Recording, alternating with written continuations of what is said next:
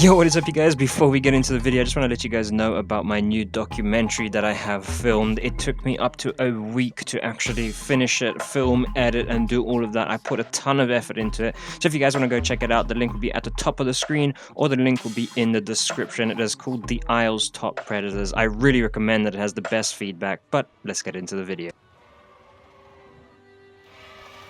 Islander discovered species who, up until a few months ago... Yo, what is up you guys? Welcome back to another Isle update video. Today we got some exciting news. First of all, the new dev blog has come out and it has come with a lot of surprises, like a new flyer, a server queue system, and a whole bunch of other awesome surprises that we will be going through. Of course, we're going to start off with a Q&A and then we'll get on to the videos. Today's Q&A is very short, however there are some things that I do want to show. Here somebody asks, Isle plushies, what creatures would you turn into marketable plushies? Why are you guys excited for Isle plushies? Well, if you are, you'll be excited that Punch Packet did say we do have plans for plushies in the future, but I can't share specifics.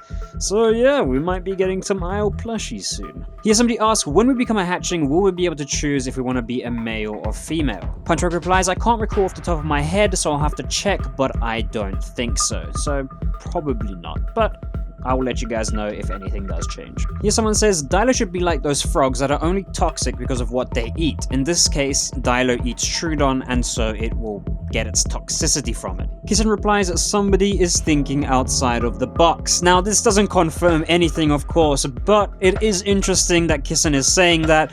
What do you guys think? Will that be a mechanic later on in the future? Or is Kissin just kind of teasing us? Here somebody asks basically if any of the AI like the Compy and the PTERODACTYLUS, that's the new flyer, will be playable. Kissin basically replies that they've spoken about it, but for now the answer to that is no. So no, we will not have any playable AI. Sad. Here somebody says, Punch, will the Skyrat be aggressive or just annoying? Referencing, of course, the new flyer that they are adding. Punch replies, that depends on what you are.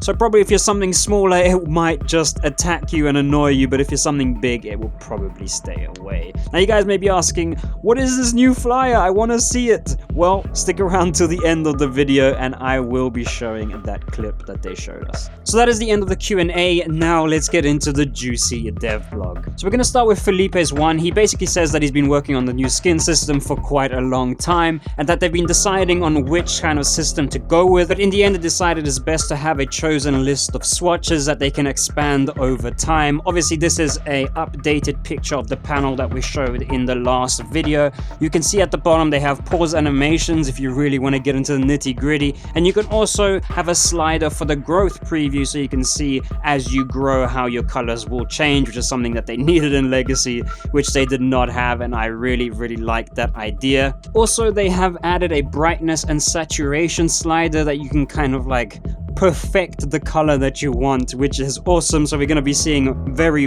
detailed skins around the map, making everyone very different. And on top of that, you will be able to share your skins with friends. Let's say you make an awesome skin, or a YouTuber makes an awesome skin that a lot of people like. You will be able to share it with other people, and other people will be able to import it so that it is almost like a template that people can just download and import and use on their own character, which I think is very cool.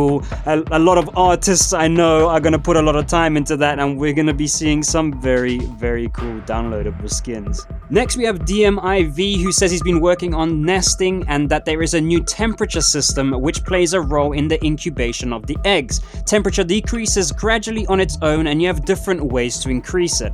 In the case of mound nests where the eggs are exposed, you have to sit on the eggs to warm them up. Debris nests have good insulation and don't require much maintenance, but if the temperature comes too low, you will have to add more debris to the nest to warm the eggs back up. So there will be a sort of incubation system which will make nesting a lot more interactive, and the parents will have to be there a lot more often, which I think is awesome. I like that idea. He then goes on to say the temperature bar is broken up into 4 sections. In the ideal range, the green area, the eggs will incubate properly, while in the neutral range, the white part, nothing happens to them. If they are too cold, which is in the blue range, or too too hot in the red, you will start losing incubation progress. Once your progress goes back to 0, your eggs will rot. Now, they left the door open for the temperature possibly to be affected by the biome and the weather and the time of day, but that is something that we will learn more about in the future. He basically then says that there is a new hatching mechanic for the baby dinosaur. Once the egg is obviously incubated, you can invite a player,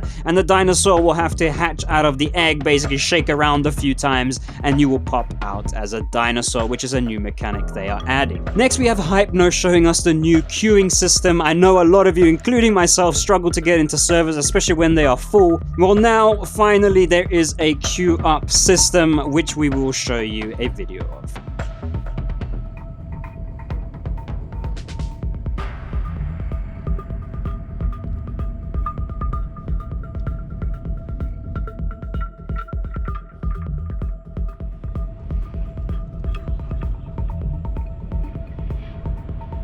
And there you have it, the new queuing up system. That is exciting, and I can't wait to see it in action. Next, we have Tapwing and the Wedge. Now, Tapwing doesn't say too much. He basically goes into the skin system, stuff that we've already spoken about before. However, Wedge talks about the new creature, the Pterodactylus. He says, this small scavenging creature's significant function is to mob and annoy players, eat their food, and give away their position. For this reason, the main quality of the creature's vocals had to be irritating. To tackle this, I am creating an array of distinct and unusual vocalization, each one unique for their associated action. He then continues by saying the Pterodactylus, it is an AI creature, so it will not be playable. It is intended to be very vocal in order to give away a player's location. However, thinking about this brought the current situation of idle vocals for our current roster of playables, and he basically says that idle sounds have now been significantly reduced in volume when standing and resting, and totally removed from idle crouch animations.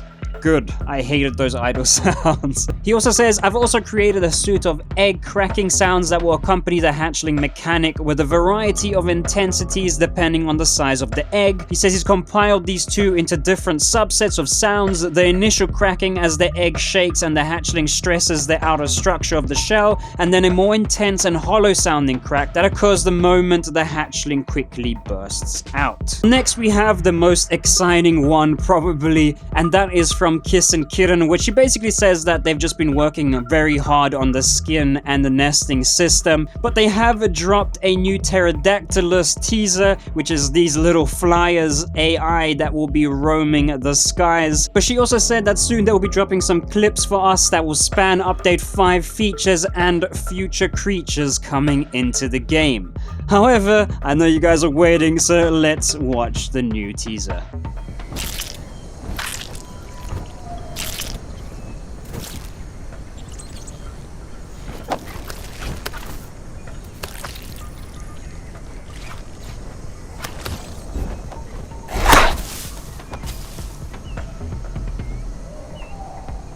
Well, there you have it, the new Pterodactylus AI that is coming to the game. It is basically a flying compy at the end of the day, just another rat that is going to be getting rid of the corpses and, of course, all the other features that we have mentioned earlier, and possibly some food for the Pteranodon to actually compete with. Next, we have a clip of the Utah beg, basically the hatchling begging its mom for food, kind of like birds do. As soon as they hatch, they kind of just open their mouth and they're like, feed me.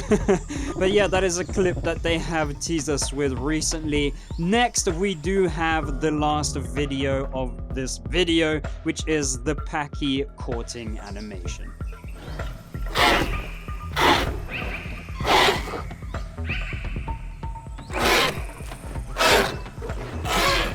But yeah guys, that's gonna wrap up this video. I hope you guys did enjoy and learn something new. If you did, please leave a like. It really does help out the channel. And subscribe if you want more videos like this. But without further ado, I'll see you guys in the next video.